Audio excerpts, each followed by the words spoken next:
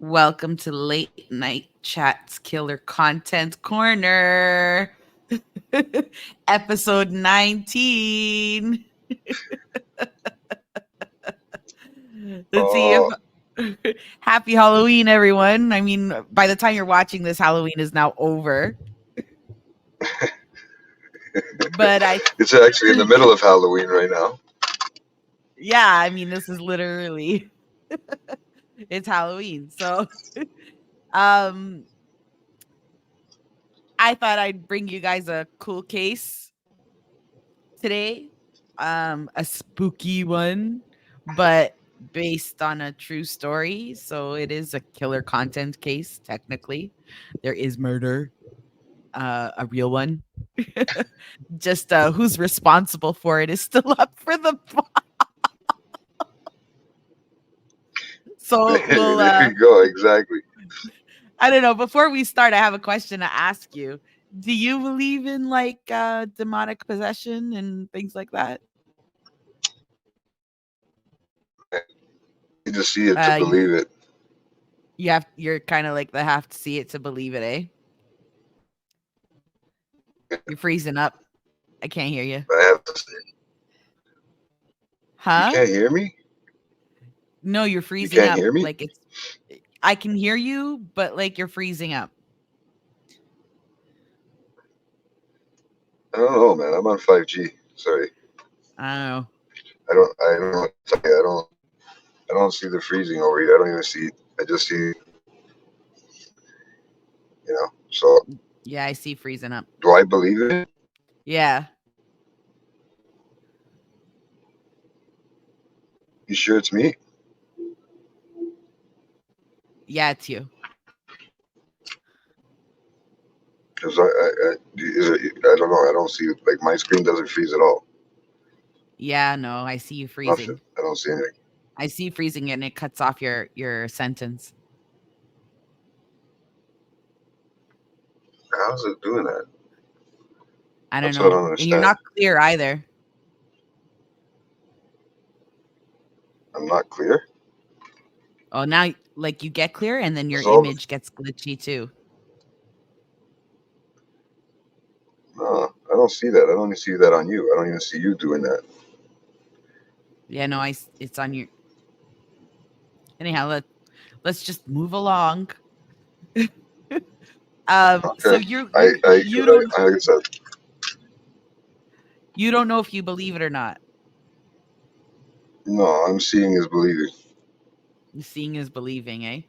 Okay, well, at the end of this, you're gonna let me know what you believe. Um, Yeah. I'm someone who believes, kinda. I do. I don't know if it's the Catholic in me or whatever. I don't.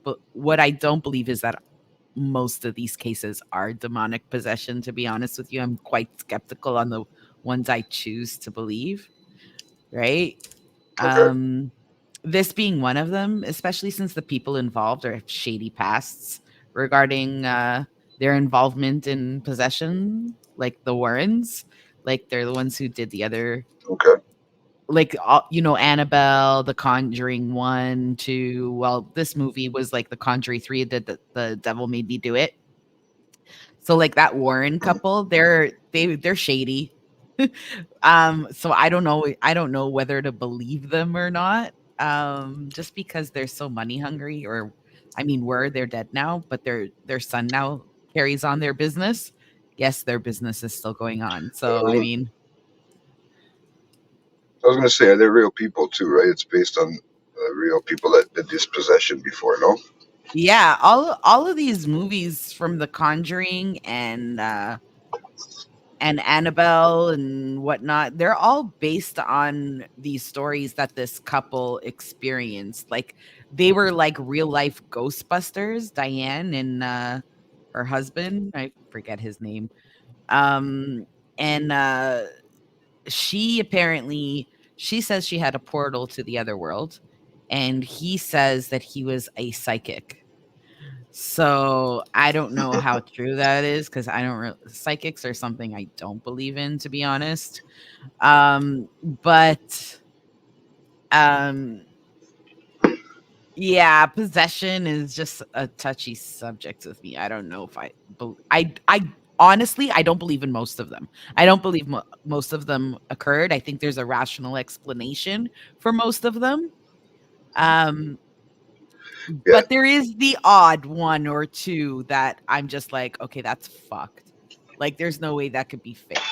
like, like there's no way that yeah, but otherwise, I mean, like, I could go on about this, but, like, then we won't get to the story, but that's my stance on it. But you're kind of like, you don't know if you believe it or not. I'm more of a That seeing is believing type of person. Like, I'll listen to the yeah, story and I'll put everything together, but at the end of the day, I don't know if I 100%, believe believe it or not. anything right now. To be honest with you, Yeah. yeah. I mean, don't So, get me wrong, it freak me out, especially when there's some sort of footage. the thing is that there is because of the years that this happened in, there isn't much footage. There are pictures and there are, voice recordings, right? And those are fucked up, right? But I think nowadays it doesn't. I mean, the validity of a video is the same to me as a voice recording because, to be honest, you can fucking doctor any video too. So this is the case that The Conjuring Part 3, The Devil Made Me Do It, is based on. And this is like the real life story behind it, not the bullshit in the movie that was extremely embellished. The movie. However, there is a documentary that gives both sides of the story quite detailed. So I mean, like, it's just a matter of like what side you believe. And like if you believe in one side, it's fine. If you believe in the other, it's fine too. I mean, like, these things are, I don't know, they're just weird. I'll tell you at the end whether this one specifically I believe in, but it'll be like a little of an opinionated debate, hopefully, at the end of this. So we'll see. So this one involves a Could be guy interesting. named Arnie Johnson. Huh? Could be interesting. Yeah, well, Arnie, yeah. Arnie Johnson and his, at the time, his girlfriend Debbie Glatzel. So according to his family growing up, Arnie Johnson was a kind, thoughtful person. He'd go out of his way to help others. He was pretty a normal kid. They said that what while everyone around him, all his peers were drinking, he was like not that type of guy, right? He wasn't going to clubs. Not that there's anything wrong with that, but he was just like a pretty down to earth, stay at home ish kind of guy, right? Wasn't a rowdy teenager. Arnie was singing Right. in the church choir, right?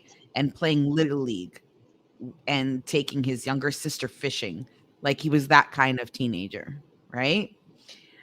He didn't go, like I said, clubbing. He wasn't into drugs, right?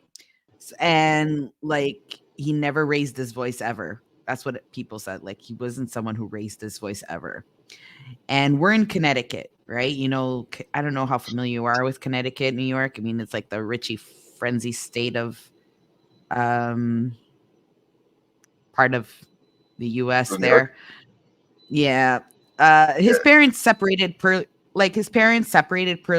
early on in his life, and he was only 9 months old. Okay.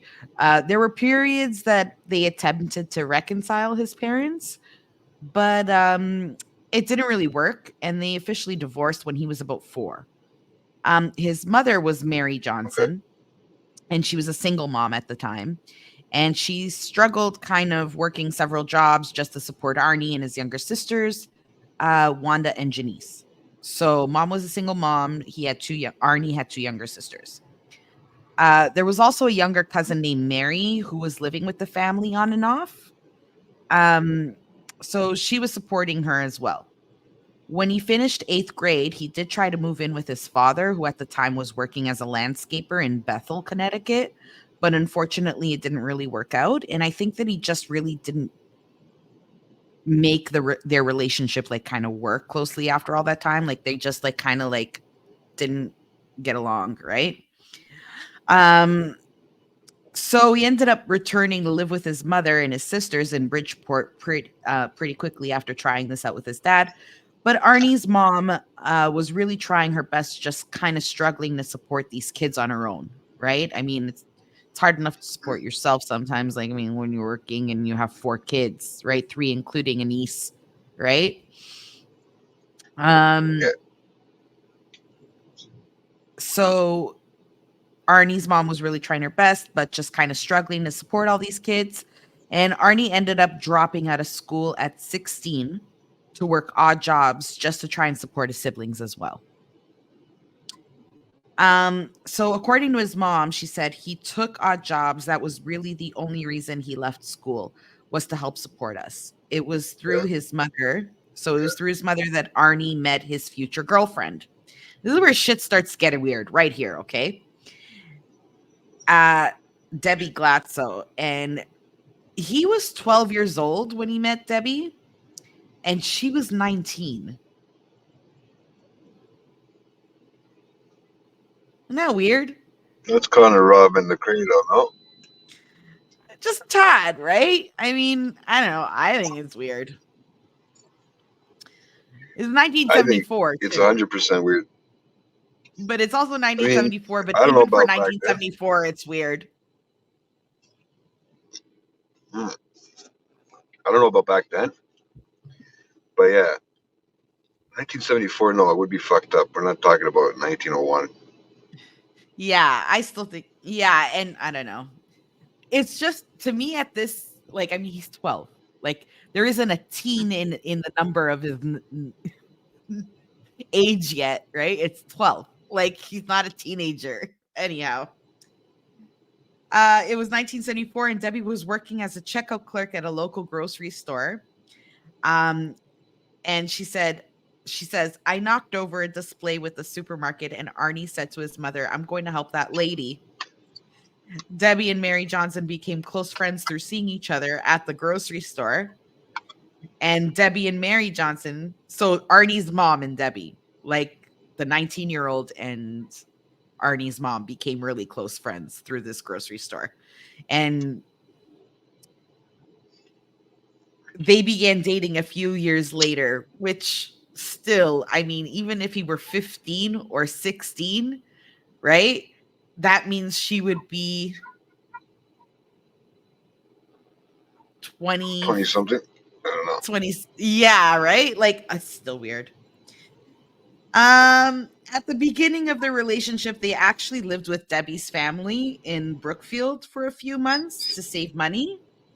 And by 1980, he was technically an adult, and the couple moved and decided to move in together. And they also brought along Arnie's mom, sisters, and younger cousin Mary in Newtown. So Debbie said that the home, it was like my dream house. I thought it could be a nice, beautiful life there. That was her quote, right? She was very excited about the move, but all that changed real quick because on moving day, Debbie's 11-year-old brother David had an alleged paranormal experience that terrified them and changed everybody's lives. Okay.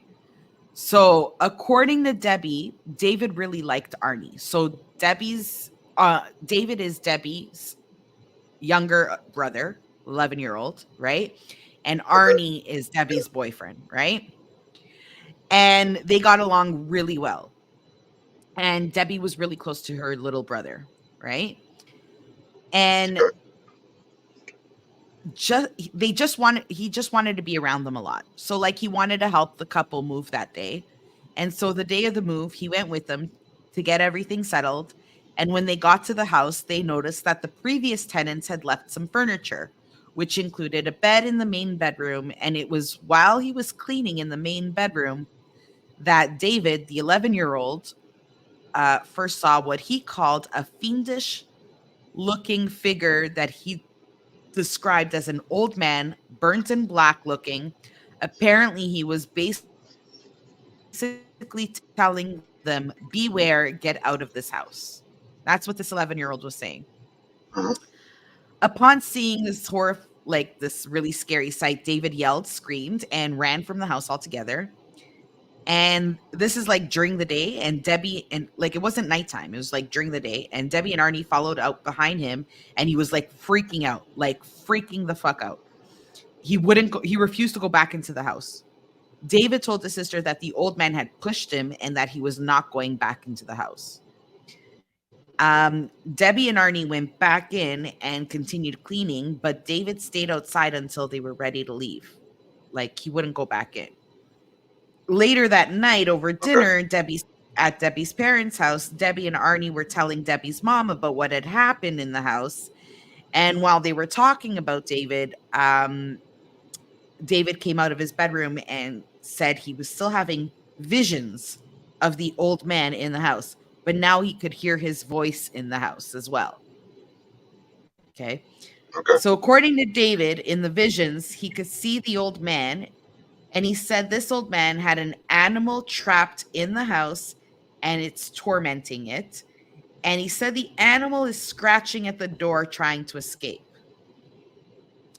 Over time, he would keep elaborating on the story, and it became more and more detailed. And the man eventually apparently was described as having like hooves for feet, and that this sometimes there was other men around him and they were wearing grotesque costumes. So the story elaborated a little. So kind of like the movie. Kind of like the what? The movie. Yeah, but I think the movie focused more on the story in terms of like they didn't talk more about the other possibility, right? I mean, the kid was jumping on the waterbed. I remember that part there. I had a waterbed like that when I was a kid at his age. I only had one family member who had a waterbed, and I was so enthralled with it, and I was a kid, right? I thought it was so fucking cool. So we snuck up, me and her kids snuck up to her room once, and we started jumping on the waterbed, and it started spraying water everywhere. Yeah, wow, that's crazy. I always thought Freddy was gonna, like Freddy Krueger or whatever, was gonna come out of there like from the movies when I had a dream, but maybe that's why I don't dream. You got so terrified from the movies. Yeah. As this got more detailed and more frequent, the story started to scare Debbie, and she wondered, should we move into this little rental house, But they had invested so much time and money in it that they really couldn't afford to back out. So they did return to Newton, and the following day, and kept moving into the house. And when they got to the house that day, things changed a bit. Arnie and Debbie immediately noticed scratches on the side of the front door, and they looked like an animal had caused it. Arnie later told producers of A Haunting, which was a reality series that talks about paranormal experiences, when I saw the scratches on the door, I was starting to really question, well, maybe something is definitely wrong here. Well, I mean, like, I don't know, if my 11-year-old future brother-in-law is so freaked out, right?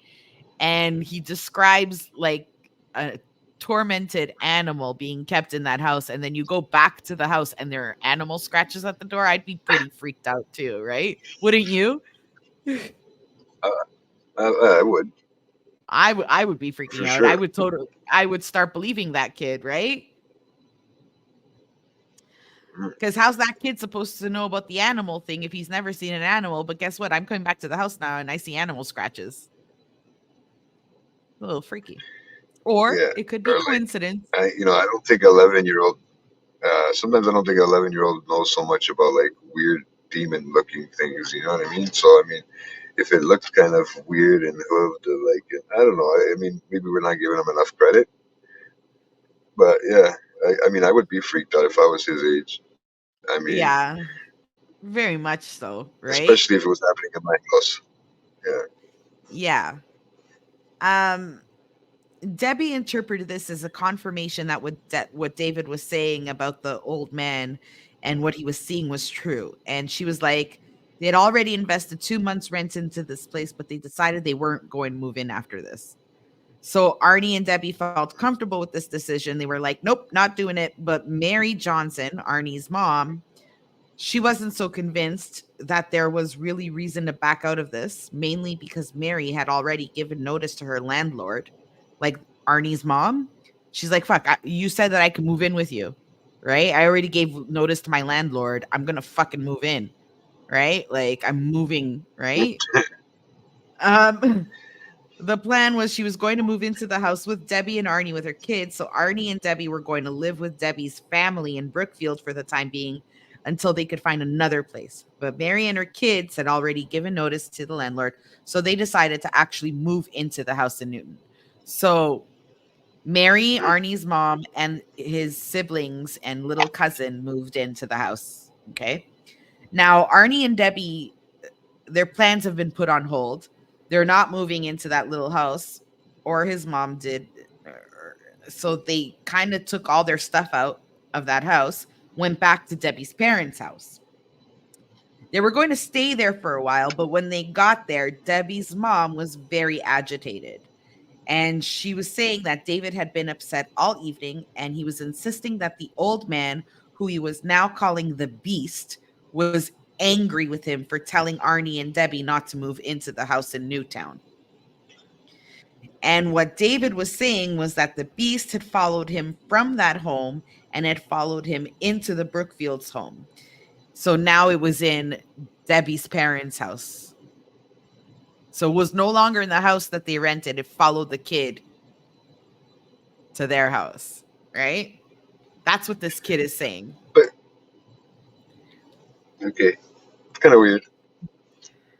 But no, say what you were gonna say. It's almost like the start of most. It's almost like the start of most horror movies, even back then. Like like the demons following the kid around or something like that. Like it's kind of just was in the 80s, no? Yeah, early 80s. Yeah. So I mean, that was a big horror time, like between the 70s and the 80s. Those years were really big horror movie years too. Well, it wasn't just that. It was also like that satanic panic time from those Memphis 3, remember? Like, so everything was like Yeah, Satan and like, right? Like you couldn't wear a black t-shirt or listen to Black Sabbath without someone thinking you were a Satan worshiper, right? yeah. Some sort of gothic fucking like crazy Yeah. person, whatever they would think. That's You crazy. know Yeah, what's funny is it's not even now that long nobody's ago called, when you think you about know, what's funny is now nobody's called goth. Everybody's just called emo. it. The new generation calls them emo. I'm like, oh, they're so goth. No, that's emo. What? That's emo. Oh, thanks That's what for they're the called now, correction. emo, right? I mean, like, okay. Um, Sounds so I'm corny old, though. man. Let me see it. I'm just right. I'm just old, right? So I mean, like, anytime I hear some new lingo, there's a new word for that. What happened to the one that was used before? What was wrong with that, right? Like, I don't No, know. But you know what? I'm totally with you on that. I'm totally lost. But you know what? We had our own lingo when we were younger too, right? That our parents were like, "What the hell?" Right? Yeah, Yeah. I Oh, don't remember all of that. like I brought up the word spatz the other day around my kid. Yeah. I called him a fucking spatz, right? He's like, "What the fuck is that?" And I'm like, "Like, have I not taught you anything watching any of these like mafia movies? You're spatzes." He laughed so hard when he found out what the meaning of it was that he's like, "I'm going to use that from now on. All my friends are spatzes." All my friends are Schmatzes. That's it. Get him. They're gonna look at him like he's weird or he's old. He's going to have to explain it to everybody, right? Uh, Oh my god. Just like how times change. Like, I mean, like when we were teenagers, we would be fucking spotch this or, like we would say that all the time, right? It was one of the words that we used, Yeah, right? yeah, Or fugazi. I think Davy would say that the most fake, fake, fugazi, fugazi, yeah. fake.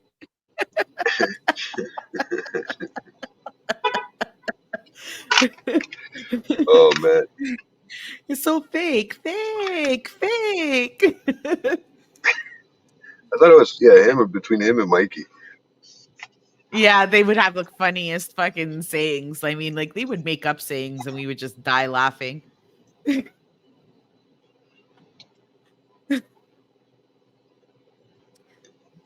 So Oh back to man. the theory. Messages. Richard Hiller. So I did see The Conjuring 3 not. What Hey, the what was hell? that? Who is that? My car is haunted. My car Yeah. talks. It's haunted. Yeah. He wanted to take his so it was now in their house, and the ghost was saying that he wanted to take his soul. So now this kid saying the ghost is saying, or this demon or whatever is telling me that he wants to take my soul. And he was like aggressive and he was pushing him and scratching him and hurting him. And Arnie later said, and this is a quote, the fear in this child was so overwhelming, something was wrong. And I believed him. That's what Arnie's saying about David, right? The following day, Arnie and Yeah. Debbie were like, you know what? He's so upset. Let's get him out of the house for a little while. Like just hoping to have like a nice casual afternoon outside the park or whatever, just to get his mind off, you know, things like the scary beast that wants to take his soul, right? And the day seemed like it was going okay, but when they returned back to the Glatzel house at the Brookfields, David refused to go inside, and he told his sister the beast was in that house, and he was like, not going in," and they had to convince him. It took a lot of convincing him to finally get back home. So he wouldn't even want to go back into his own house. Later that All right. night, as David was going to bed, it apparently escalated. And according to Arnie and Debbie, David was being physically attacked by an unseen force. This force was striking him, pushing him around the room. And Arnie said, the scariest part to me was seeing David go through this with nothing there to do it. So, like, he's seeing this kid getting slapped around, but he can't see who's Mhm. slapping him. And he's literally watching this kid getting slapped around and scratched at, right? That's crazy to be honest with you. Imagine that just if you actually seen that. Yeah, I mean, like, I'd be freaking out, right? Oh He was yeah, having for sure. outbursts and convulsions, and he was yelling, screaming, swearing, kicking, becoming more and more aggressive. And David's 11 at this point, and it's like out of character. It's out of, like, according to them, it's out of nowhere. It's getting worse and worse. So they don't know what to do. Debbie's family went to the priest at their church and asked if they could perform an exorcism or some kind of similar ritual. Since the early 60s, the Catholic, so here's a little background on the protocol on Side how note. the Catholic on Catholic churches and exorcisms. Okay. There's a protocol. Okay. Okay. Okay. They tried to minimize the talk of demons, first of all. The Catholic Church did. Um, but then Rosemary's Baby and The Exorcist came out around that time, like we mentioned earlier. So all this exorcism shit kind of got glorified by the media, right? And people Yeah. started Oh yeah, suddenly for sure. right. And they started knowing about exorcisms, and then everything was a fucking demonic possession, right? So the Yeah. Catholic Church basically said, look, from now on, not everything is an exorcism. Okay. Sometimes it's mental health. So before they're allowed to perform an exorcism, and this law still applies today, the person who potentially could be possessed needs to go through a outside psychological psych evaluation, right? And Okay. once that's done, the report is sent to the Vatican, and it has to be approved by the Vatican, right? And the Vatican then tells the diocese or the priest or the bishop or whoever's supposed to perform, go ahead, or no, don't go ahead. This is this. But before they could even, there are also a few signs of real exorcisms. One of them is like speaking of in tongues, right? You know what that Yeah, means? different language, right? Yeah, that they never knew before, right? Another Yeah, one is yeah. like wounds appearing on you that you didn't inflict on yourself, or nobody inflicted on you. Do you get what I'm saying? Yep. Just like weird things. I'm not an exorcist or a specialist in exorcisms, so I just What don't about really contortion? follow them. Contortion is I think of your that body, like comes weird parts. after, at a certain level of possession. We're talking about the initiative Okay.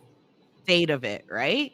And like um but like the argument here that still exists today is, by the time you get a psych eval, you send a report, you get it word back to be okay to do this exorcism, it might be too late to exorcise the demon.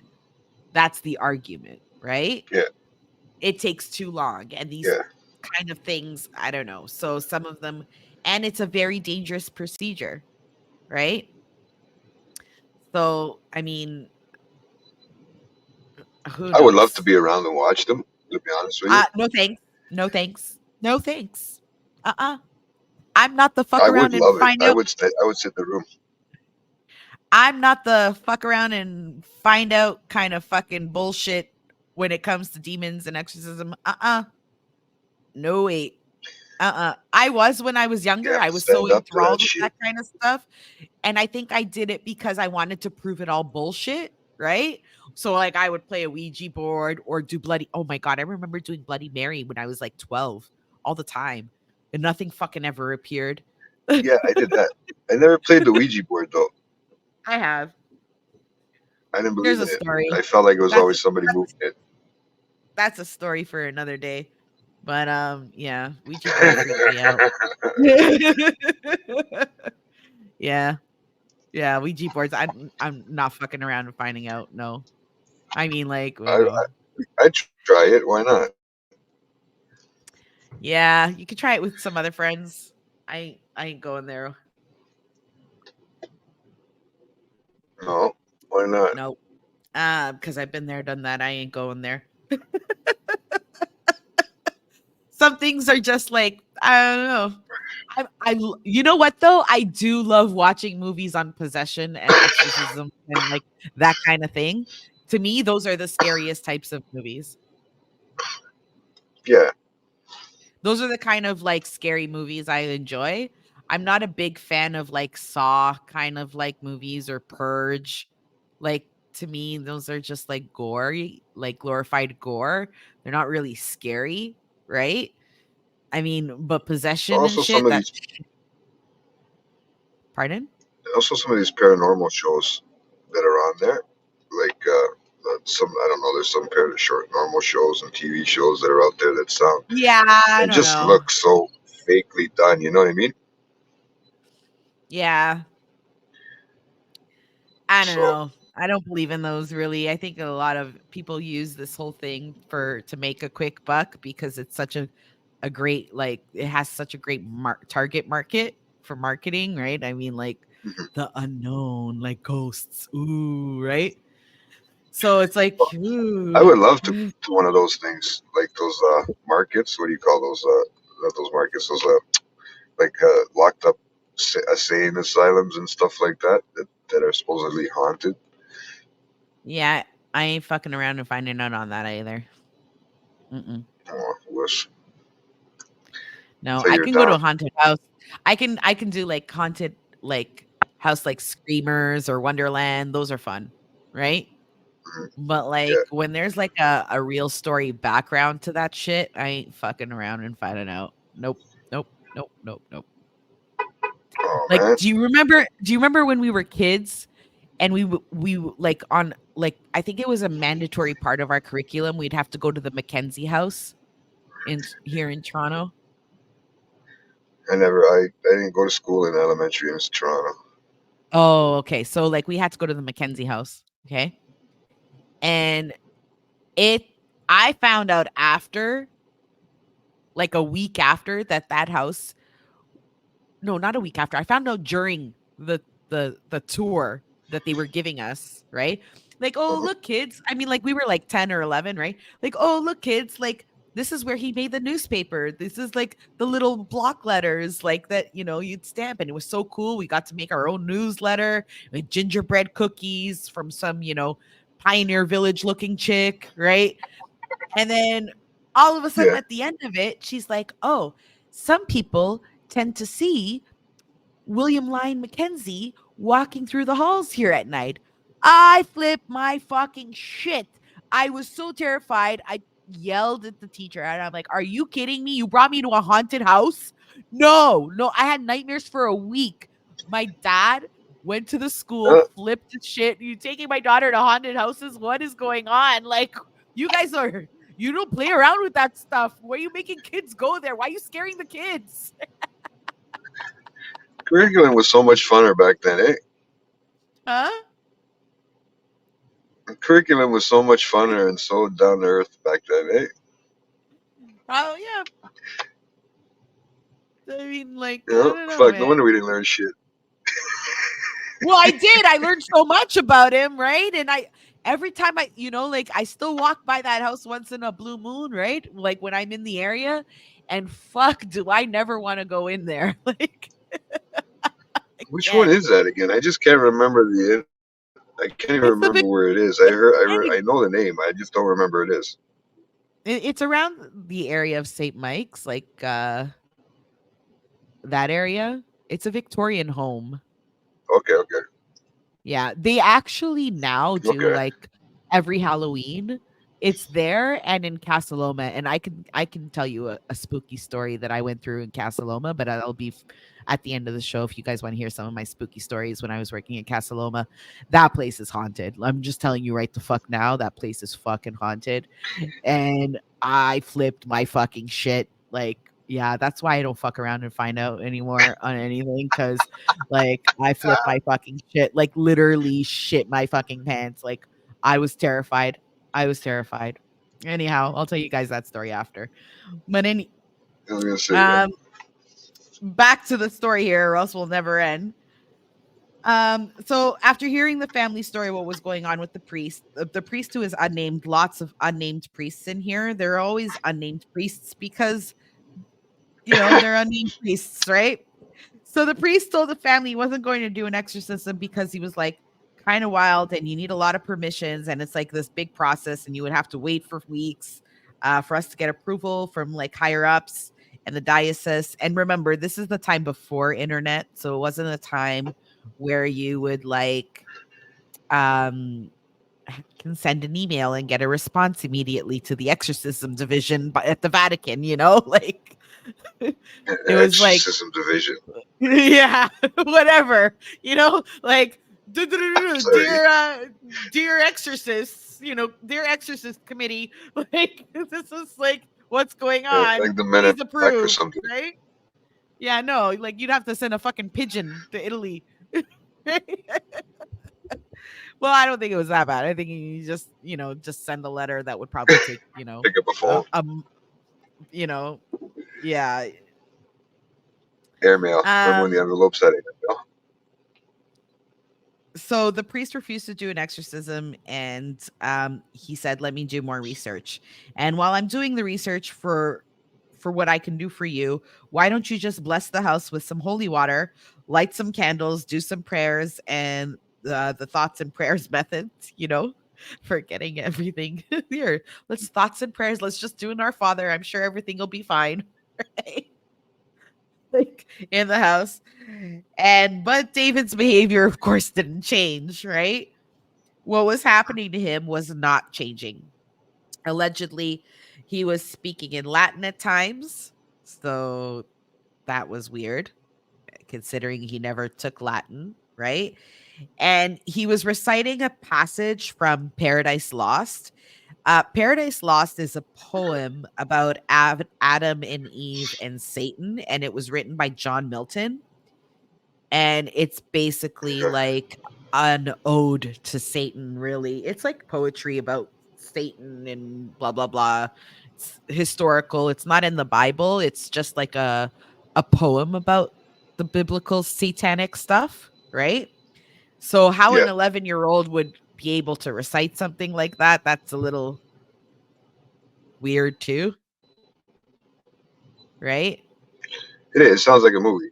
Yeah, it does sound like a movie style thing right now when you're saying it, because that's the way I relate it to, only in a sense, like, not to say that there was a documentary or whatever, but just the way you are coming up about the story, it just sounds like he had watched something or something like that. I know it was a little harder back then. Messages. Life beautiful. Call me when you can. So like, I don't know. There's your ghost again. Fuck. Um I don't know. And the Latin thing, like Latin, I don't know, like how you speaking Yeah, in Latin, right? I mean, like the questioning things, right? And he was especially in contorting, Connecticut. right? And you're an 11-year-old, Hmm. right? You haven't even Kid lived long genius. enough to know what Latin is, really, right? And or Oh poems shit. like or poems like Paradise Lost. I highly doubt an 11-year-old would pick up that poem and read it, right? Like, I mean, Yeah. anyhow, it was just getting worse and worse. Um,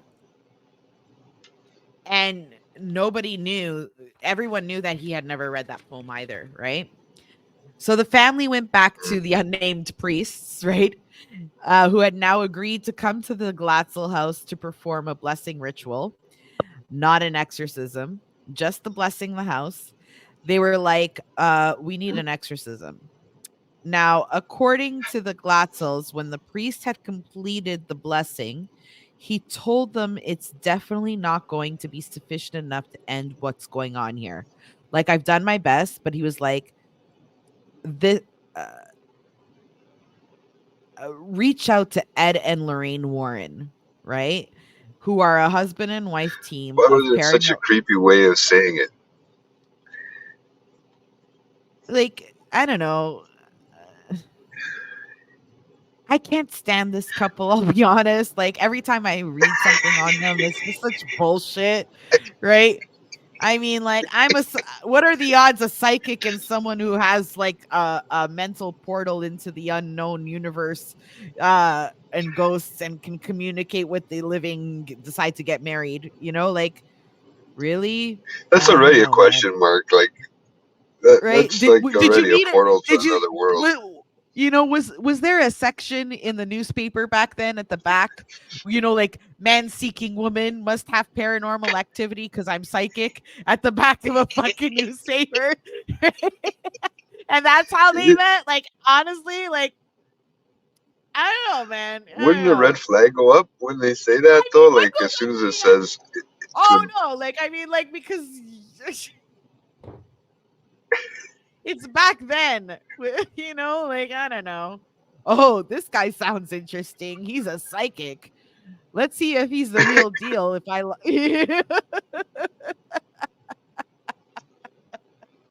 swipe right. Yeah, well, no, it wasn't swipe right? This was back in the day. It was a newspaper. If you swipe, you get that dark print on your hands. You know that dark print on your hands from flipping through the newspaper? Yeah, that's how old I am. Anyways.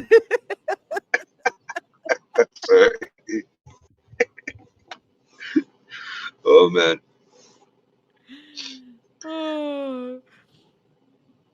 So the priest you gonna make us actually said, fucking call, older than we are.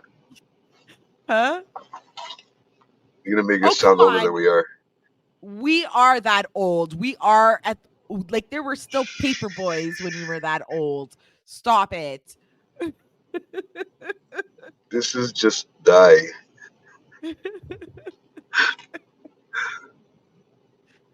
Oh man. Oh. So the priest told them to reach out to this stupid couple. And they had already done they were well known because of another really big case that you will know, or you all will know once you hear it. It's called the Amityville Horror. Anybody who knows, they Oh, tried yeah, Amityville. to yeah, Amityville, and they were involved in that case as well. And that's a different story for a different day. I may do that next Halloween. That was a bullshit story if I ever heard Wait one. a whole year. Huh? They gotta wait a whole Or year to hear that one. or maybe I'll do it for a Friday the 13th special. That's any excuse to make a spooky one. There's a lot of spooky stories based on true stories and shit like that. But I always like when it says based on a true story, I'm just like, okay, now I got to research it. Now I got to go down that rabbit hole, right? I mean, like, you gotta, right? If you just watch The Conjuring, you're gonna Yeah, believe that that was what was happened, but there's so much more to it, right? And that's what I'm here to do, to yeah. tell you the more to it, right? That's it. I don't think it's good to tell the story from one point of view, which is the demon possession. I think it's probably smart to look at like the other people involved. And if somebody else is saying I didn't see any of that, then at least you need to hear that part too. Okay. So David, he had a sister Debbie, right? But he Yeah. also had two more brothers. Okay. David was the Okay. youngest. Okay. The oldest out of all the siblings is the only one who says it was all bullshit. Everybody else involved in this story says it was true. Okay. Okay.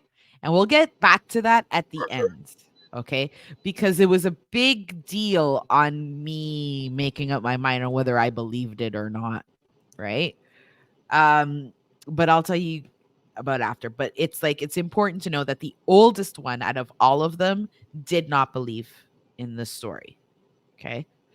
He, even though he witnessed Okay. everything happen, his version of events is quite a different perspective. Okay. Yeah.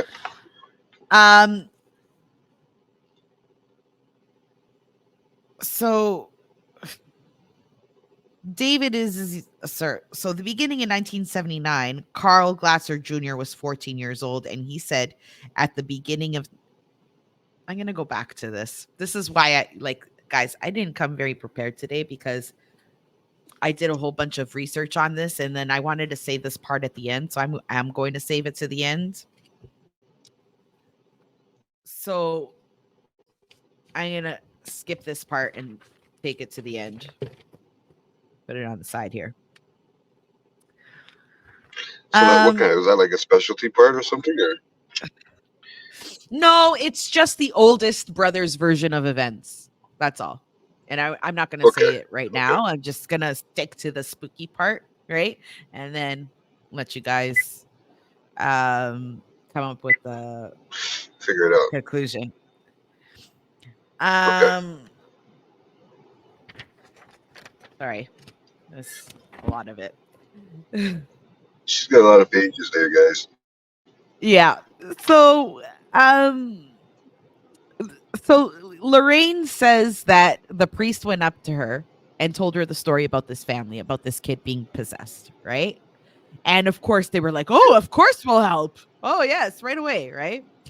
So they go Yeah. there and the priest said, we should do a psych evaluation on him, right? Like, do what you can. I think he's possessed, but I need to do a psych evaluation. And she forbade it. She's like, no, if you're going to get me and my husband involved in this, no psych evals. Right there and then, that's what pisses me off about Lorraine and Ed. They're just a bunch of idiots, Like, you need to, like, go through No, I those hear you. ethics. Right? Yeah. They should be able to if they're gonna do something with your family, right? So Lorraine said she believed there was, quote, a creature in that child's body.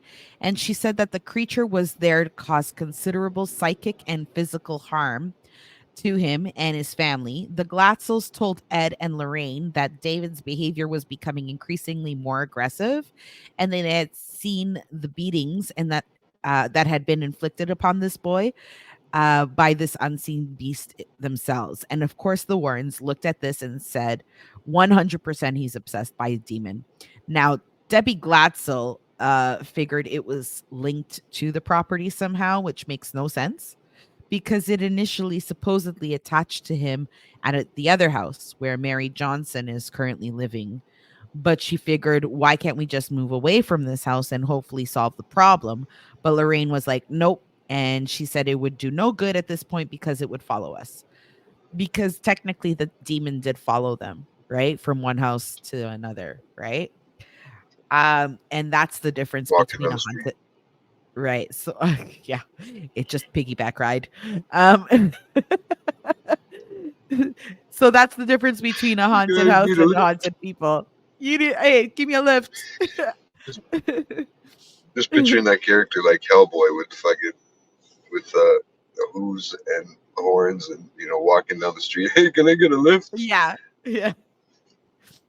So the Warrens insisted, Oh man. according to them, that the only thing that was going to fix David was actually exorcism performed by the Catholic priest. But like I said before, you don't get an exorcism. Getting an approval for an exorcism can take months. You have to petition the church, blah, blah, blah. And they didn't have that kind of time. So David is increasingly getting worse and worse. So luckily, Ed Warren tells the family, don't worry about it. I can perform a minor exorcism, which can be done sooner. And the Glatzels were like, okay, sure, anything. We're desperate. And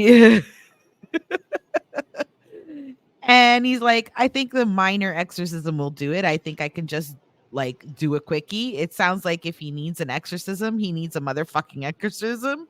Don't you think that if you can get a like permissions and shit, there's a petition, there's like, but no, none of that, none of those documents exist. And the up until now, the church has denied talking about it. Church Okay. excludes its involvement in it. So while the Glatzels waited to hear back Okay. from the Warrens about getting this minor exorcism up and going, David's behavior got worse and it got more aggressive. So Lorraine later told reporters, you can't even begin to believe the things we witnessed in that home and to that boy. He came under hideous attacks. He had marks all over his body. He could tell things that were going to happen in the future. The Warrens said that they saw David levitate off his bed. So eventually they began to record their interactions with David because pictures or it didn't happen, right? But mainly audio recordings. A recording made on October 14th, 1980. David, can you hear David breathing really heavily and he's making like guttural sounds? Like I heard this recording and it was like, okay, this sounds weird. And then it's followed by a voice saying Cheyenne dies at work tomorrow. Now, so like David's voice, it's not David's voice, it's someone else's voice saying Cheyenne, who's Debbie's friend, is going to die at work tomorrow, right? Now, according to Debbie, the next day, Arnie, who was at work at a tree surgery company, fell 20 feet from Cheyenne is also, sorry, my mistake there. Cheyenne is Arnie's middle name. Okay. So David's is basically saying Arnie is going to die the next day. Right? And according to Debbie, the next day, Arnie, who was working at a tree surgery company, fell 20 feet from a tree and suffered a minor injury. So he could have died, but he didn't. But he did fall 20 feet from a tree. 20 feet's not that bad. No, nothing, right? In another incident, Arnie apparently, in another incident, Arnie apparently, and this happened a lot, apparently Arnie would challenge the demon and he would challenge it to leave David's body and enter his. So Arnie didn't want to see this little kid suffer anymore and he begged the demon to come into him instead. And you're not really supposed to do that. And Arnie was 19 at the time and he loves this kid, right? He's just so sick of seeing this kid suffering that he would beg the demon to take him instead. And like Ed and Lorraine would be like, "No, that's taunting the demon. Don't do it. It's going to happen. Then you're fucked, right? Like you don't do that to demons or whatever." Um and Arnie can be heard on the recording saying, "Tell him I'll fight him." And after that, Arnie claims he started having paranormal experiences of his own. So after he started taunting the demon, he started getting paranormal experiences of his own. He would see a dark figure, like things were happening. He started seeing dark figures. He was having experiences of his own. And in an interview later, Debbie recalled an incident where she said um, she and Arnie were having a discussion with another couple, and Arnie, out of nowhere, began to growl and started shaking all over. And she said, "I could tell it wasn't Arnie." And New York Times article, uh, David's mothers further said what was happening with David at the time, saying he would kick, bite, spit terrible swear words. And she said that he was thrown around on the floor like a rag doll. She remembered seeing it, but then she was quoted as saying about David that he can't even do a sit up. He's too fat. But either way, like, what a bitch. But either way, by the end of 1980, David's behavior reached peak status when in a fit of rage, he allegedly tried to stab Arnie with a kitchen knife. Oh wow. But according to the Glatzels, David claimed that the beast had called on one more demons to possess him. So it wasn't just the beast anymore. There were several demons. In fact, according to Ed and Lorraine, there were now 43 demons. This is where 43? exaggeration. Yeah, this is where I think the exaggeration happens with Ed and Lorraine, right? It's like the more exaggerated you make a case, especially to people who are experiencing something that they don't quite understand, right? You're taking advantage of those people at this point, and they're like, "No, you really need us. There are a whole 43 demons in this human." Like that's my perspective on things, right? Good Like, selling point, right? dude, they all belong to Satan. Just call him out. Like,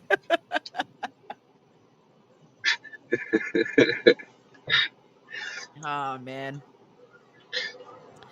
And This the guy's a fact little that, crazy. yeah, I mean, I don't know. Whatever. Now, after 5 weeks, priests from the Glatzels church came to the house to perform a second blessing, and then they did do a minor exorcism, not a full one, not a major one, and there is no record of them doing this exorcism. And like a factual exorcism now, ultimately, the family claims that the Glatzels claim that 4 minor exorcisms were performed on David. And in one of them, he stopped breathing and CPR had to be administered. That's scary. Wow. Yeah.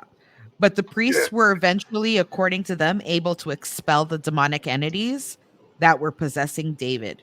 It worked through a minor exorcisms, and in months that followed these minor exorcisms, according to them, things started to settle a little bit. But then they also claimed that David continued to have several behavioral issues and psychiatric problems and showed no improvement. So I guess they just gave it up on him being possessed. I guess, okay, he's no longer possessed, but he's still being a little brat. Maybe he needs a psychologist. Right? Like how Yeah. Oh, so what what we did worked. He's just now he needs a psychiatrist. Not he needs a psychiatrist Yeah. first, right? Like that makes me angry, right? Cuz now it's considered, I mean, when you're manipulating someone mentally that way, especially a child, right? To me, Yeah. that's mental abuse, right? Like you're making this Sure. child believe, but hey, I'll let you know where David stands now in this whole situation. Yeah. For With sure. the minor exorcisms behind them, they were all concentrating on that for a long time. Now, Arnie was able to devote more time to work, where he was working as a tree surgeon, And he was honestly kind of relying on more work because he was supporting his mother, sisters, cousins, and Debbie, right? And Debbie was also focusing Wow. on work. Yeah, so she got a new job as a groomer at the Brookfield Kennels. So she would groom like dogs, cats, right? Everything seemed to be going smoothly. And while working there, Debbie first, that's where she met a 40-year-old man named Alan Bono. Okay. Which she and she recently moved to Brooklyn to manage the kennel. He also managed an apartment complex nearby, which I guess they were both owned by his sister. But he was managing them now. So now there were reports later that Arnie said he was feeling strange around this time still, even though things had settled. He said he was still feeling strange, and he said he was still having encounters with what he thought were demons and spirits. So in his mind, he believes that when he asked the demon to leave David and enter him, that one of those demon and demonic entities did, right? Yeah. And he still believed that him taunting those demons and him telling them to jump on him, it worked, that something stuck with him. And he said that the old house, he saw a demon in an old well, like looked him right in the face. And Debbie told reporters later um, that Arnie would go into a trance.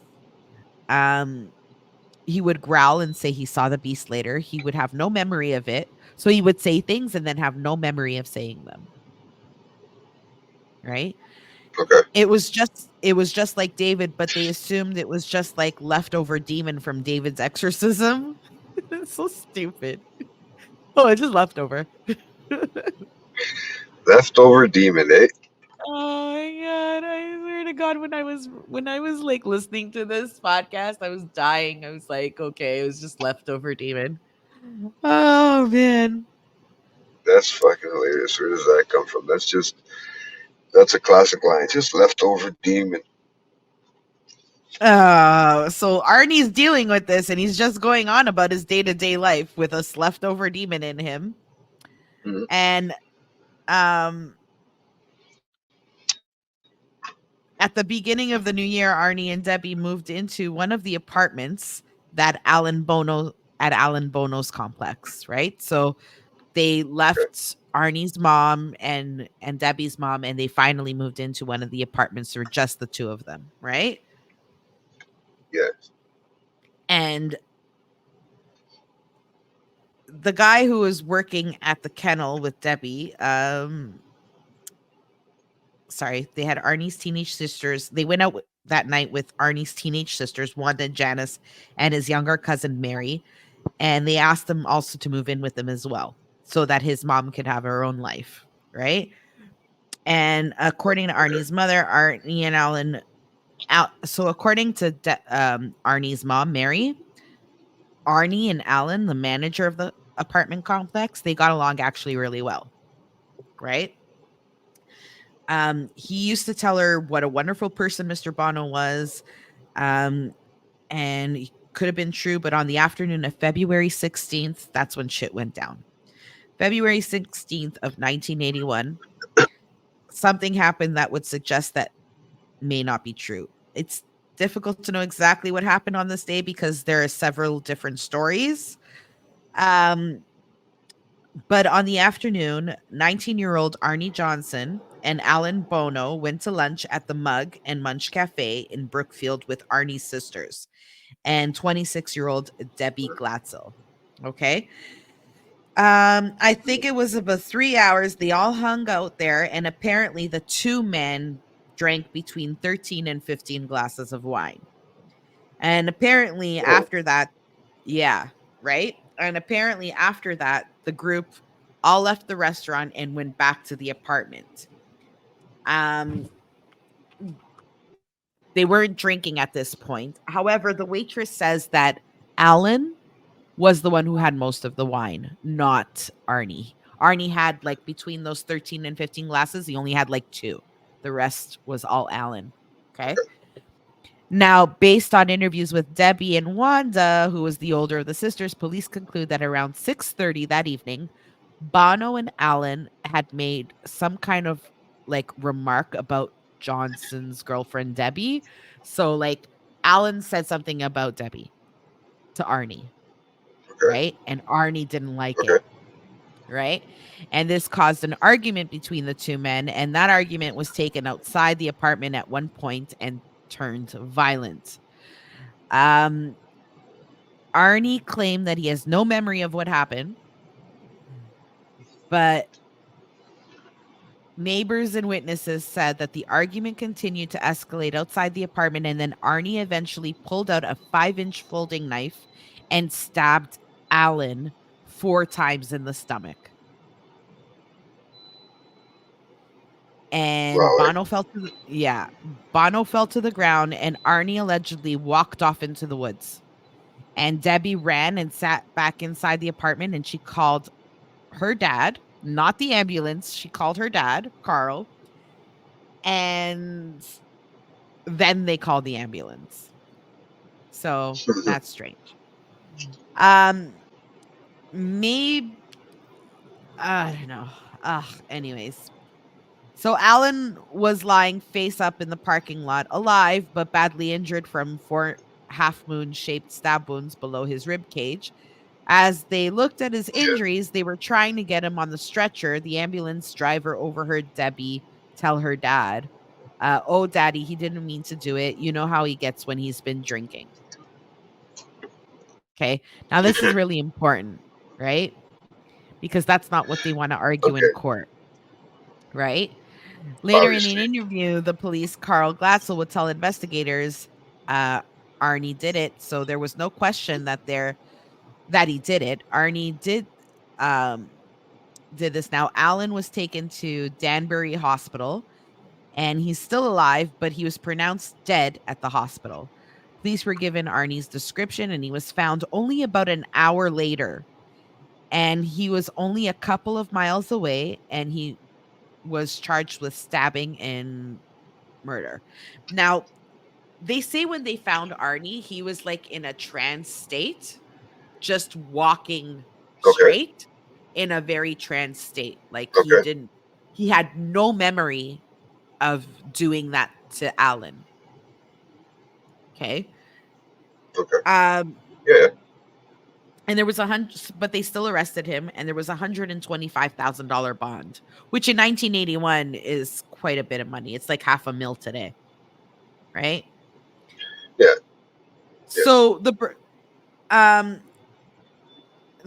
the Brookford police said this murder was pretty straightforward. It was a drunken argument that got out of control with a very tragic outcome. There were multiple witnesses, but only days after Arnie's arrest, Ed and Lorraine Lauren began promoting the story that it may have appeared that Arnie killed Alan, but he had only done so because he was possessed by the devil. So he killed him, but he was possessed by the devil. And not just one. Oh my God. And this is after the Summer of Sam. Well, Sam says he was possessed too, right? Yeah. That's what I mean. You know, Son of Sam it's said he was weird. possessed too, right? And mind you, there's a great documentary on Netflix on Son of Sam. Like, you should watch it. And Lorraine told reporters he never realized there were so many demons in that boy. 43, demons made him do it. And he claimed that Arnie had been under a demonic influence that wanted to hurt Glatzel's family and ruin Arnie's life for challenging them. So Lorraine's saying basically the reason Arnie killed him was because he was possessed by a demon that wanted harm to the Debbie and her family, right? And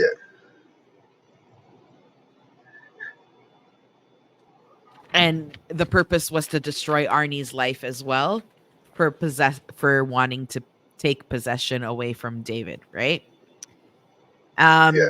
Lorraine also added he might have been possessed at the time of the murder a few days earlier, but she and Ed didn't believe that he was still possessed just a few days later when they gave when they gave their like little speech to the press, right? I don't think those demons did dip out now under normal circumstances. Investigators would have very quickly dismissed any of these claims of demonic influence. But because there was an involvement of the Catholic diocese at Bridgeport in the previous minor exorcisms, the investigators kind of took a beat to think about this, right? So, I mean, like, even though the church itself didn't refuses to comment on the situation, like investigative reports do show that they had to like slow it down because there was an investigation pending with the church, right? The involvement of the church did give this claim more credibility, and people in the face would have taken this claim very seriously. And Brookfield's police sergeant John Lucas told reporters, as a basic religious precept, it's all possible. So I think they were essentially trying to be like, we're not discounting it because they didn't want to piss everyone off, right? Because remember, this is like like satanic panic times, right? Like that's the kind of world Yep. they're living in the US at this point, right? So it's kind of like if we say no, it wasn't a demon, that Lorraine and Ed are a bunch of quacks, right? They're gonna have the whole fucking precinct full of fucking crazy crosses and people saying it was the free Arnie, right? So they were like they were trying to be politically correct, right? And say, oh no, there is an investigation with the Catholic Church. So we're looking at all sides of this. We're doing our diligence. Oh my God, I can't even speak. Now, people went wild, and there was a flood of inquiries coming in after the Warrens made that statement about the demonic possession to the press.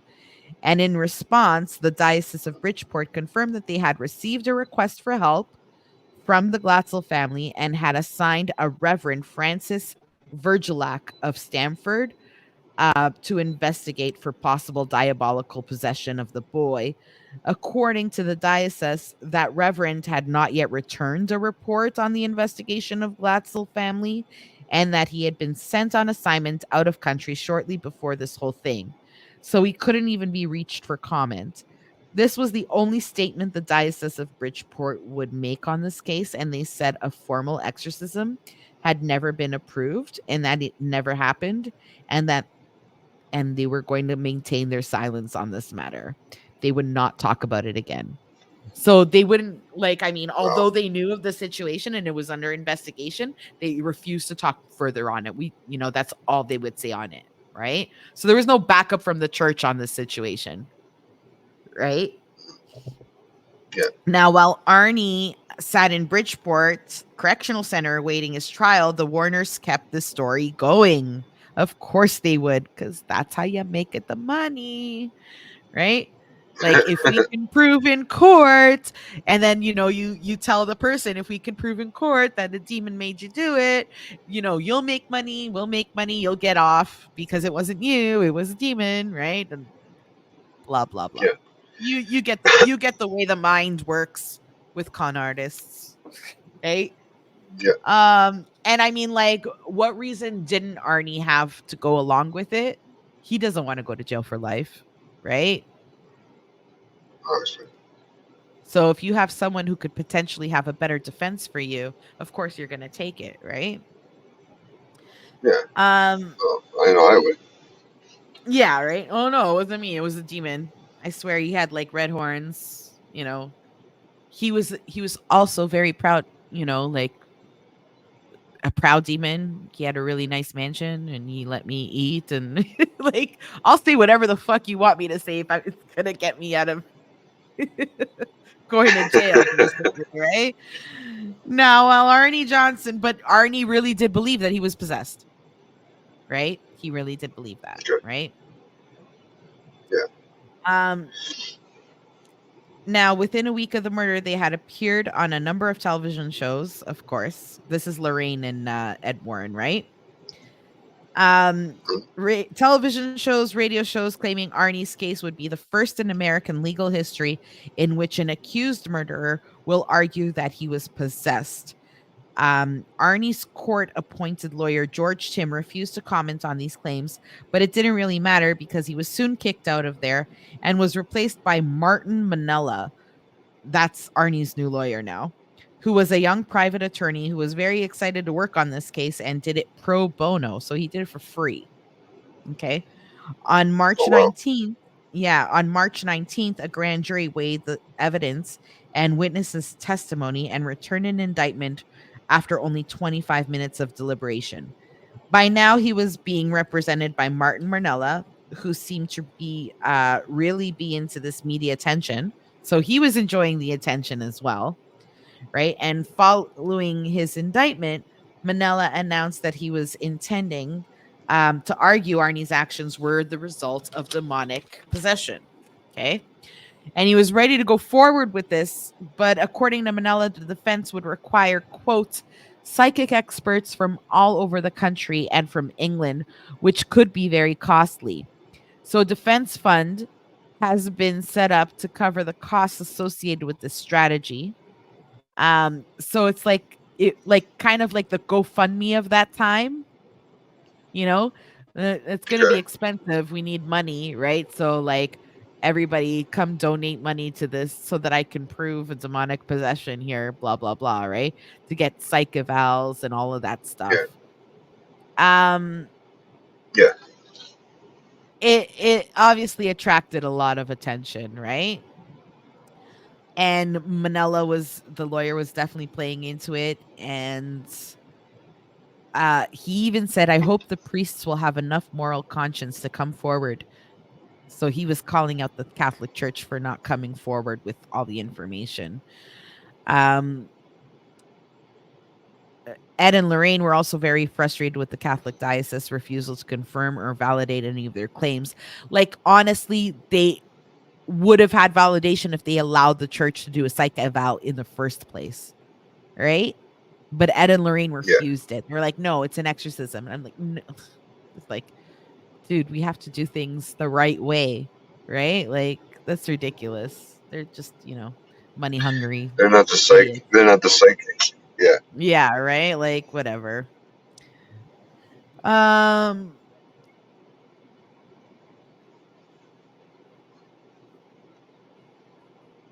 Okay, sorry. I lost myself there. It's okay. So, although the church and investigators were staying pretty silent, the Warrens in Manila were sharing their story with as many TV cameras as they could get in front of. But the church wouldn't confirm or deny anything. And the church said, I don't know her. They even said, I don't know Lorraine. Meanwhile, it was that other priest that fucking went and called them, right? Yeah. Yeah. They said, I don't know about that. Also, while the diocese refused to discuss the matter with reporters, right? Because, like, Catholic Church isn't about that life. We're willing to tell the press, quote, no formal exorcism was ever asked for or performed, right? So in June 1981, George Cressage, a mentalist who performed under the name of the Amazing Kreskin, so now we got a mentalist into this picture, right? Accused the Warrens of preying on superstitious public. And he said this is all to promote themselves and increase revenues from their lectures. And he said, quote, they have an excellent vaudeville act. It's just that this case more involves clinical psychologists than it does them. I love vaudeville. So it's like this mentalist was basically calling out Ed and Lorraine on their bullshit, right? Right. And it's like Okay. vaudeville is like the entertainment of like the paranormal, right? So he was calling them out on being bullshit and using the entertainment of paranormal to feed on innocent people. Like, that's basically what he was saying. Um, the Warrens' peers within a paranormal research community also were very critical of their behavior, right? The paranormal researcher named Robert Pyle said Warrens haven't contributed one bit to the settling of pandemonium in this case. In fact, they may have even caused some of it. So basically, even their peers, like other ghost hunters, other people, they're all saying that this couple, right, instead of trying to settle everyone down to get this kid, you know, they're just inciting more, kind of like how Trump incited violence for the January 7th thing, right? They were inciting more. They were like Okay. pushing more, right? Sorry. Stirring it up. Yeah, they were stirring shit up. You know how you like to stir shit up sometimes too. There you go. That was a good fucking cut. That was a good one. That was a better one than,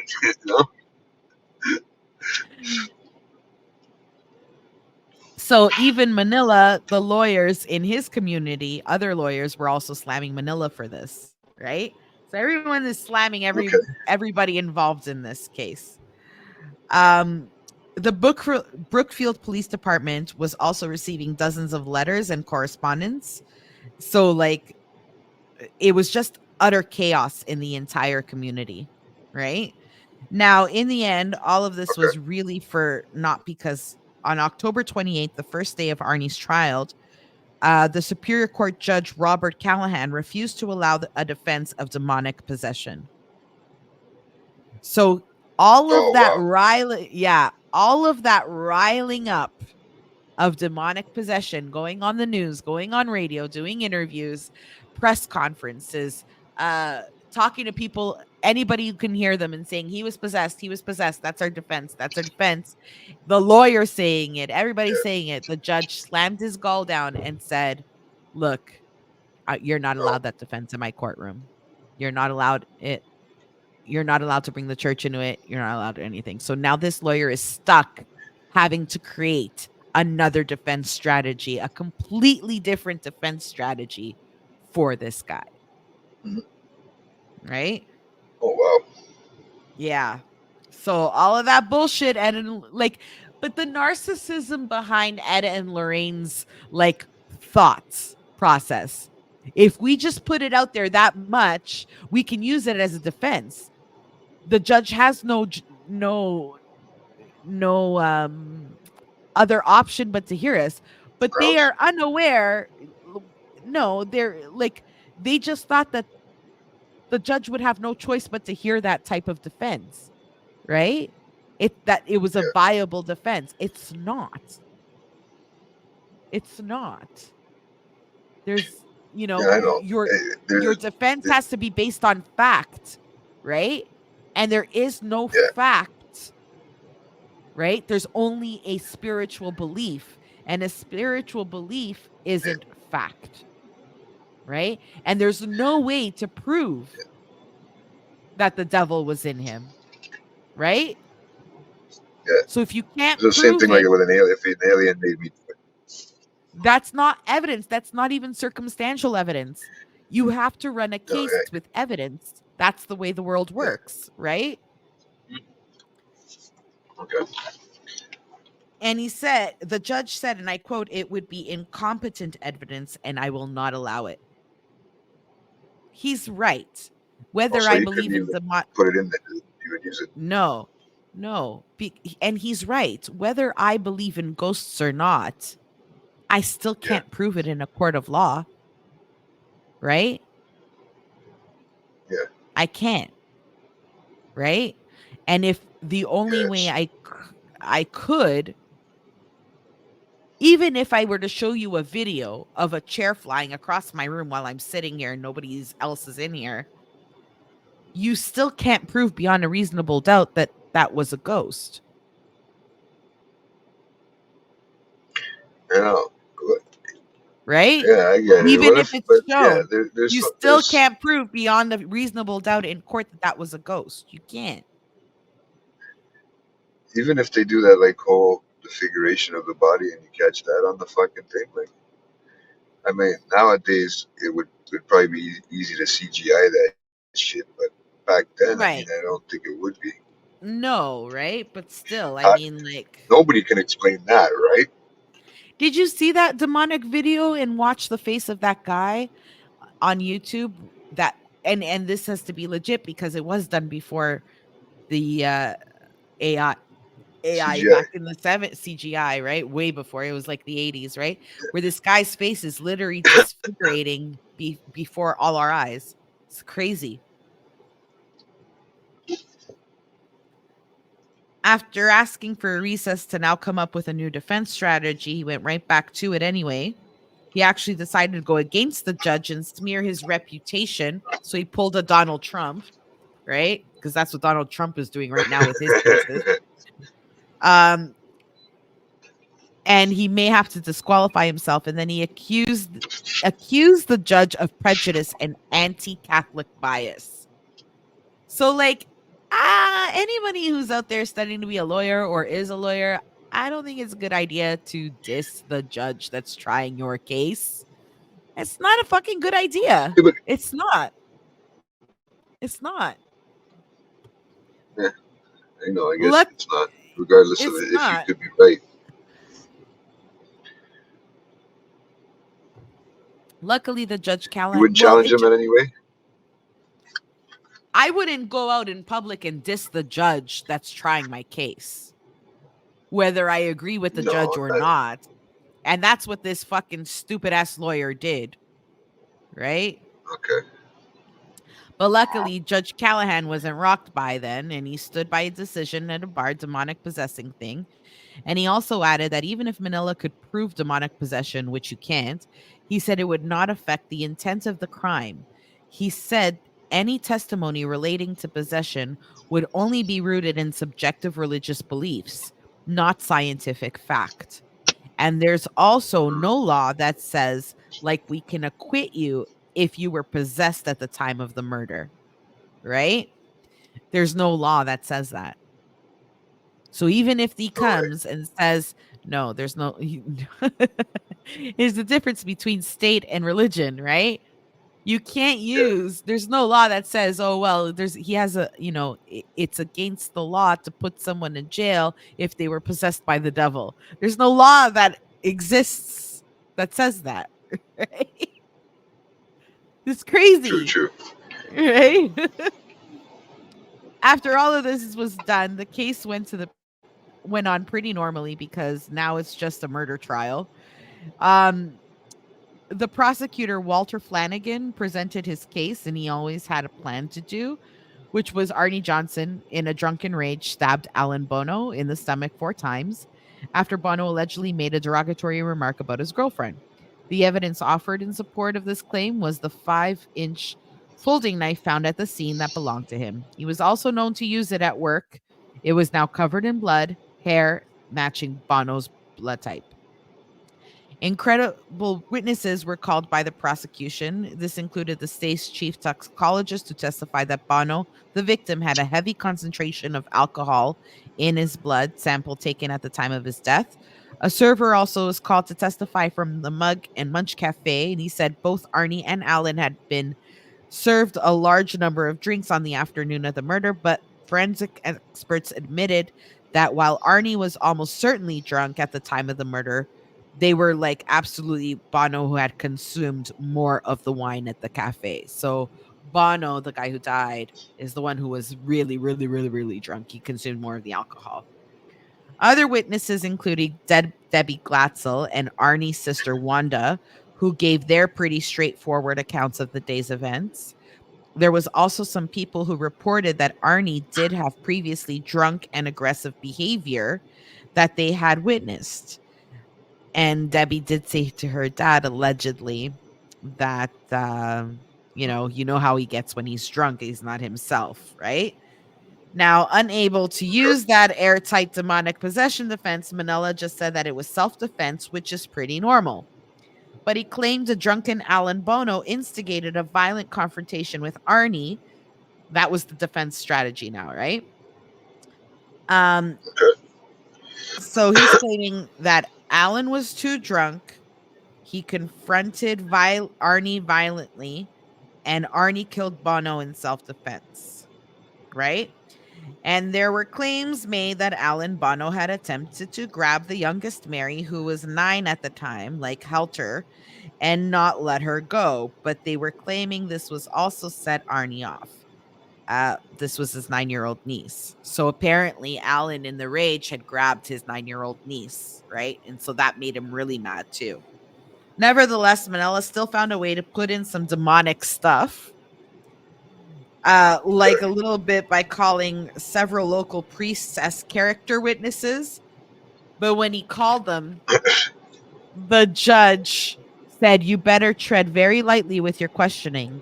Like, don't even test me, So that if he did go that route with the demonic possession, after he told him not, he'd throw away the jury and call it a mistrial, and he'd have to go through it all over again. Yeah. So so he has to really, so he can't really ask them anything No. demonically. He can only ask what kind of like what their opinion could have been. Yeah. So 50 minutes after going for deliberation, they sent word to the judge that they were hopelessly deadlocked. So it was like half of the jury believed he was guilty, the other half believed he was not guilty, right?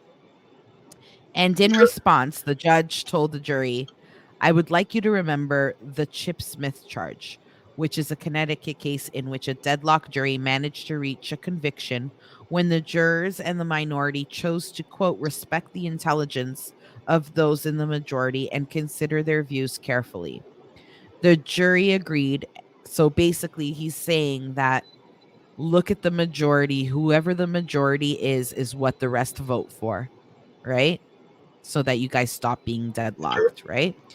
The jury agreed and they went back to Yeah. deliberate more. And 16 hours later, they found Arnie Johnson not guilty of murder, but yes, guilty of manslaughter. And the reason it didn't find him guilty of murder was because demonic possession or not, it wasn't planned. So it's not first degree or second degree murder. It's manslaughter, right? And according to several jury members, their decision on the manslaughter charge was really due to their belief that Arnie had possibly only intended to injure Alan and not actually kill him, Yeah. right? Arnie Right. came back to court. Yeah, Arnie came back to court on December 18th, 1981 for sentencing, and Judge Callahan imposed the maximum sentence allowed under Connecticut state law, which was 10 to 20 years in prison. Okay.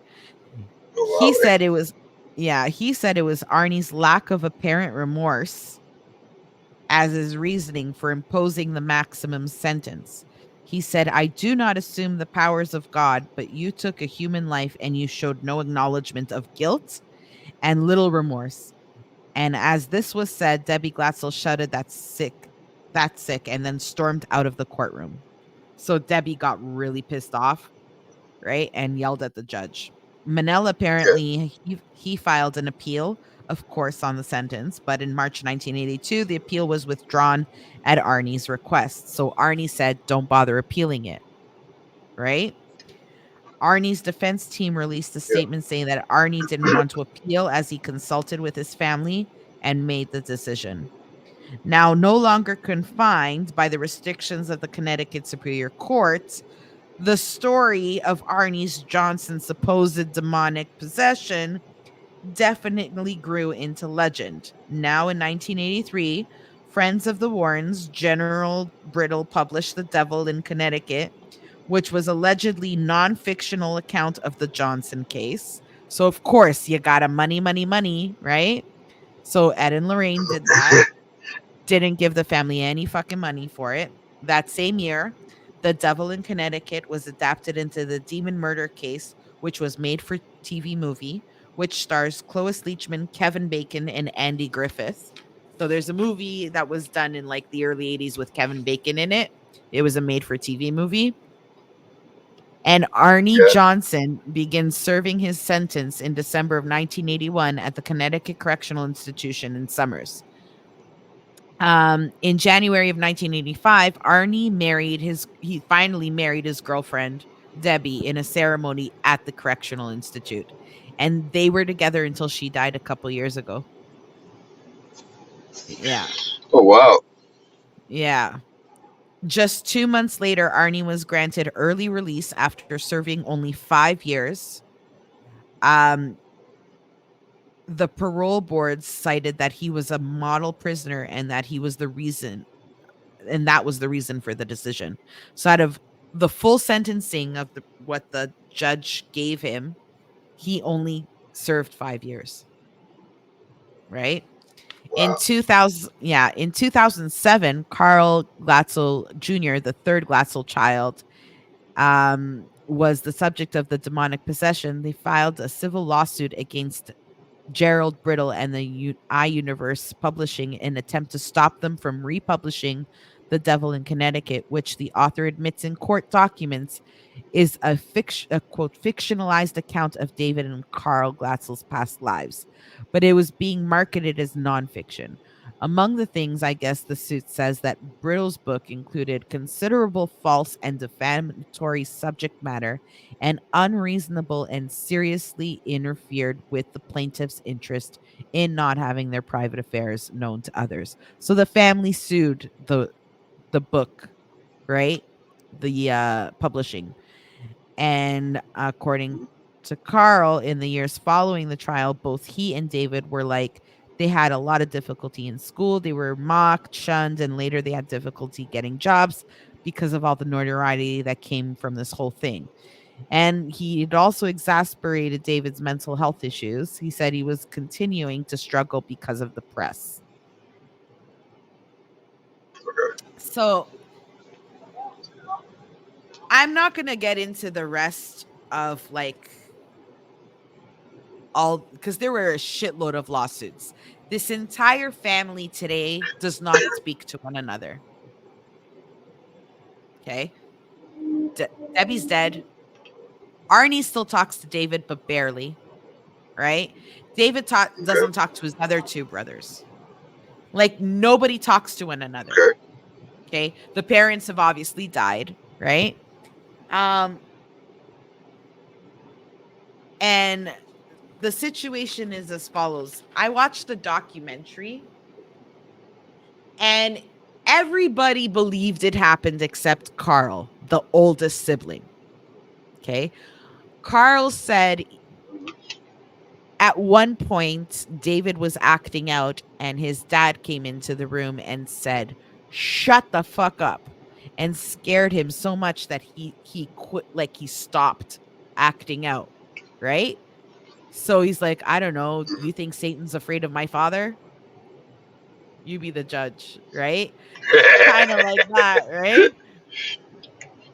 So, Yeah. I mean, and then here's another thing. Carl also accused his mother of putting some like medication into their food so that they can go to sleep. And that medication caused hallucinations. Right? Now, Okay. here's my argument about that. If they were all supposed to hallucinate, why is David the only one who is hallucinating? Why weren't all the other kids hallucinating with the same meal?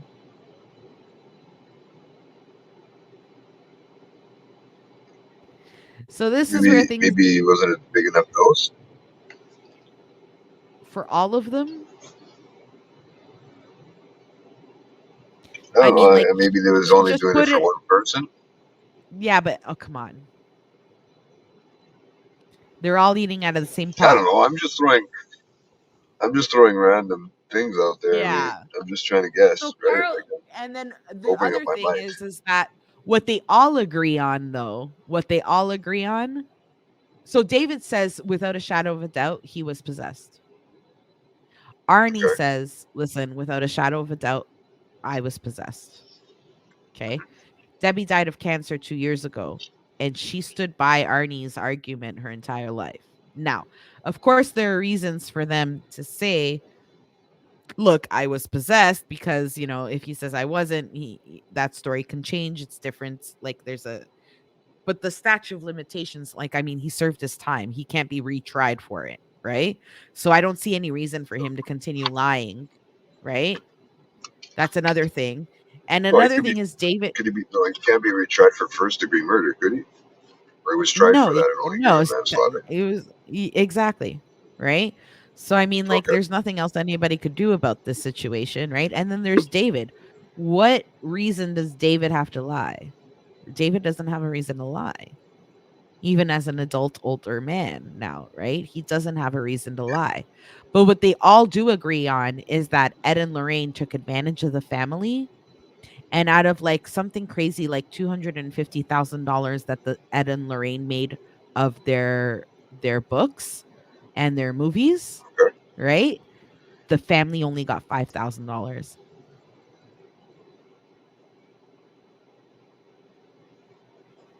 Wow. Yeah. Disgusting. They're not around now. These Ed and Lorraine, are they? I think Lorraine died in 2017. I'm not sure if Ed's still Yeah. I don't think Ed's still alive. But who's taken over their business, their family business is their son. So like he's the like Okay. I don't know very much about him. I don't know if he claims to have special abilities or anything, but that he did turn their house into kind of like a museum. So like the Annabelle Okay. doll is there, and it's locked in Oh, I this heard about that. thing. Somebody, Yeah. the Yeah. goat was telling, yeah, about that. Yeah. So I mean like everything that like you've ever heard through Ed and Lorraine and all of their movies, right? Like it's all there. Like it's in that house, in their house. So he turned their house into a museum and he's making money off in rights out of everything they published over it, right?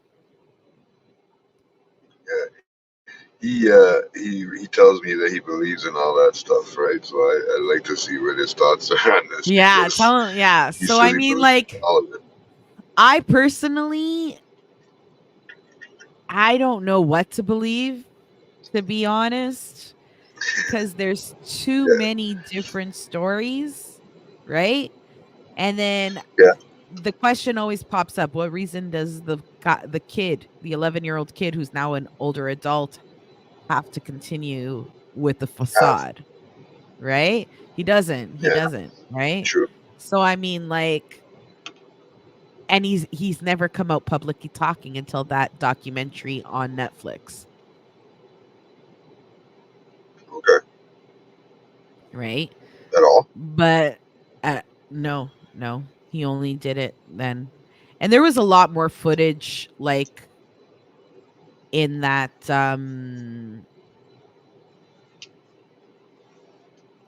documentary. I would like recommend everybody watching it cuz it's a really good documentary. Um that and the one on Apple about the poltergeist one in England, the Enfield poltergeist with the two little girls that were possessed back in the 80s. They were even on Sally Jesse Raphael. Did that just start? Yeah, I watched the whole thing already. It was fantastic. That one I believe to be truth. Yeah. Yeah. Eh? Yeah, that one I believe to be truth without a shadow of a doubt. But I also believe, so Yeah. here's the Because I thing, seen that on there. even if these cases are true, I don't think that I think that people, instead of truly trying to just help the situation, end up using the situation to monetize it. And that's where I feel like that's part of the devil's work in itself. Taking advantage of someone's Okay. hardships to monetize on it. Do you get what I'm trying to say? I mean, like Yeah. I hear you. if you're doing something to help the family, even to help make money for the family who already went through a shitty fucking time in their lives, right? And maybe deserve some compensation for their story, right? That's one thing. Yeah. But when you're not giving fucking, like money to the family, yeah, and taking it all for your own personal gain, that's just bullshit. And that was the story of The Devil Made Me Do It. What do you think? Like I said, I still need to believe it. I don't. I mean, I still sort of need to see it to believe it. I don't know. Right. I like I said, I started watching a little bit of it, like, what you were telling me, and I've seen stuff like that before about stuff when they're trying to say that it's possession of some sort. And Yeah, the Conjuring I have a movie really is hard time. so embellished, right? The Conjuring movie itself is so embellished. Like the whole scene of when he's in I jail and figured that he's would be. like, yeah, it was very embellished about what really, really happened. But it has to be. It's a horror movie, right? But But the even the goal was telling me to check out the documentary The Hey, as I documentary was was telling really him we were good. going to record this. Yeah. Yeah. You should watch the documentary. I think everybody should watch the documentary. It was quite interesting. They have actual footage, or they have They video or do. something, or no? Well, they have the recordings. Oh, okay. Yeah, let me see if I That'd could be interesting. find it and share it here. Um, give me a sec.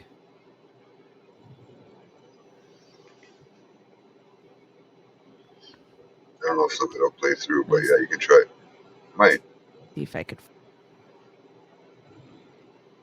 Huh? I said I'm not sure if it'll play here. It might, but you can try. Um,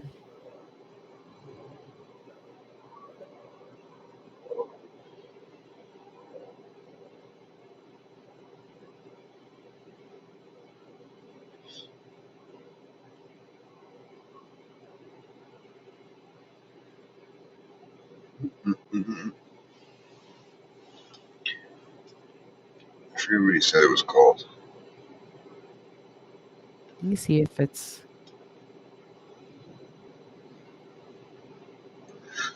Because, yeah, when I told him that's what we were going to talk about, he said he's seen the other stuff on the Netflix and the documentary, but he never seen the actual part 3 of the embellished Conjuring. Yeah. So I just can't remember what he said it was. Yeah, no, I can't. I'm trying to find it. Hold on.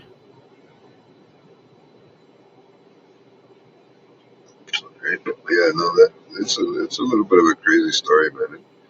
It really begs to differ about these people in Connecticut and what they believe and what they don't. And, Yeah. Okay, here's like I don't know.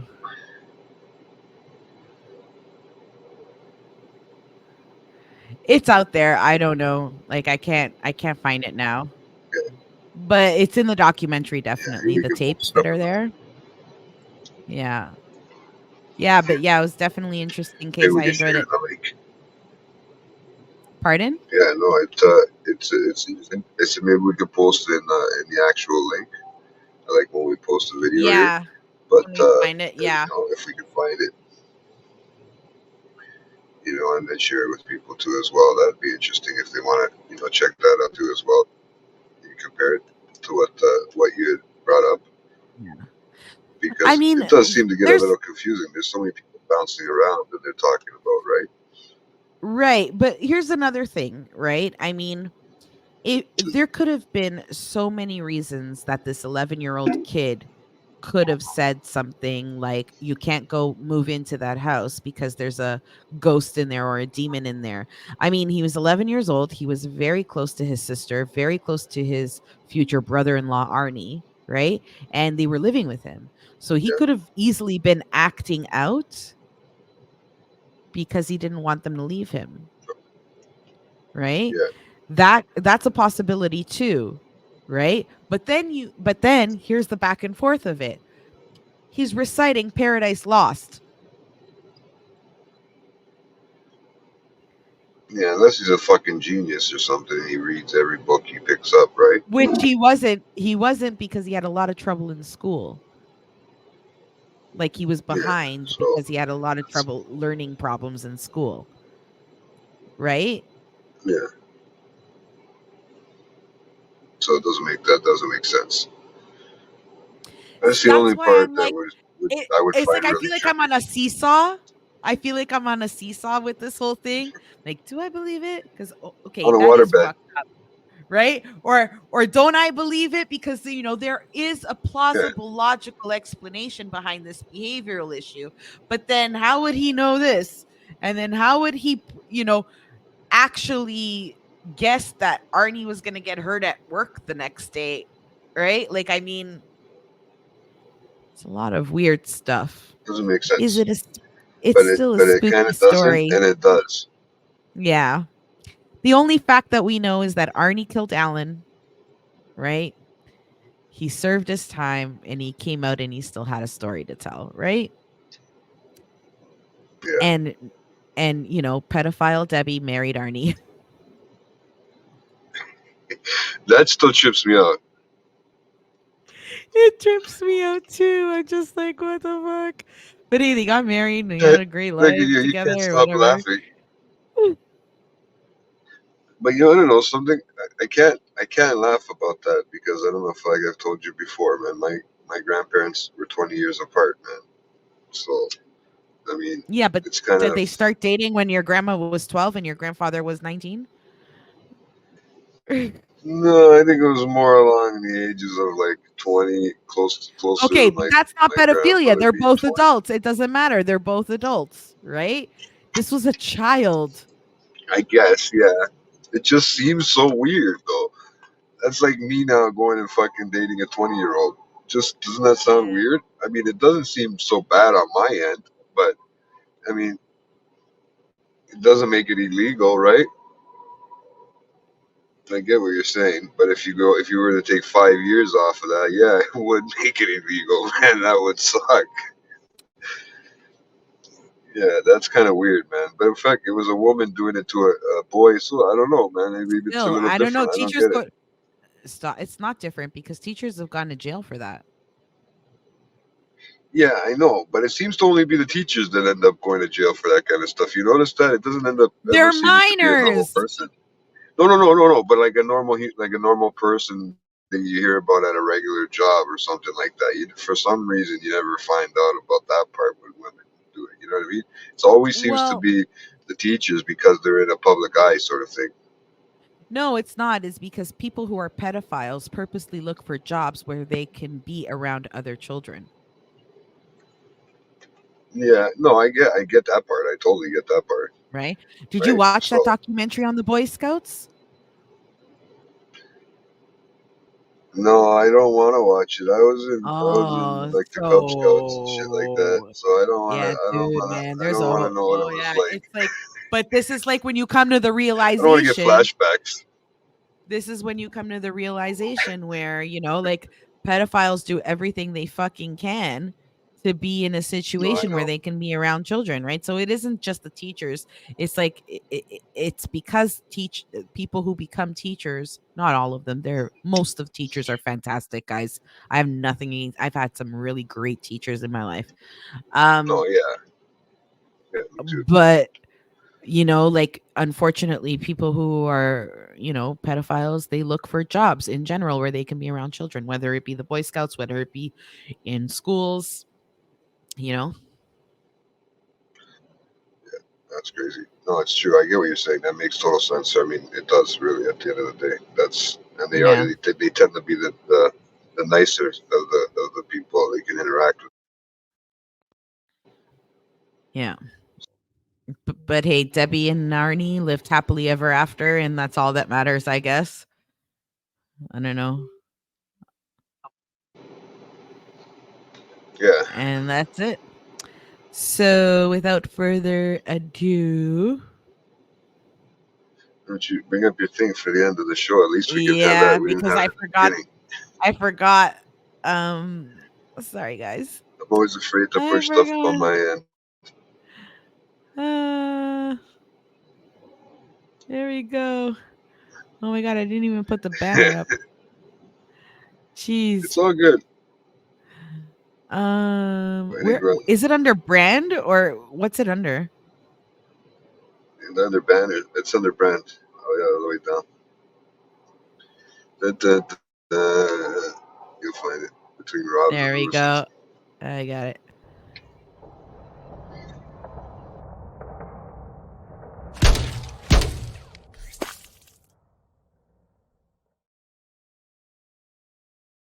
There you go, guys. That was Have our a show. I good hope one. you enjoyed it. Have a good one.